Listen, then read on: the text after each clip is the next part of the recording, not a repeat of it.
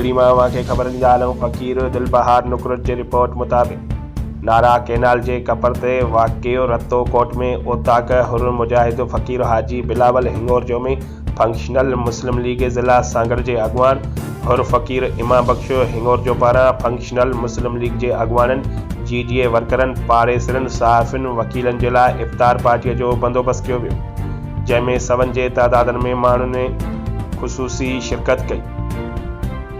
जॾहिं त हिन इफ़्तार पार्टीअ खां अॻु में मुर्शिद करीमन हज़रत पीर साईं शाह मर्दान शाह शिटढणी रहमतुल्लाह अलैह जे ईसाले सवाब लाइ क़ुरान ख़्वानी कराई वई।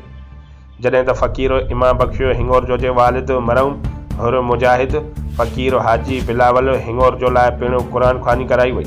जॾहिं त हिन क़ुरान ख़्वानी ऐं इफ़्तार पार्टीअ में इलाइक़े वासियुनि फंक्शनल मुस्लिम लीग जे अॻवाननि जी GDA वर्करनि सहाफ़ियुनि वकीलनि पाड़ेसरनि सवनि जे तादाद में शिरकत कई। जॾहिं त इफ़्तार पार्टीअ खां बाद में मशहूर मौलूदनि मौलूद शरीफ़ पिणु पढ़िया।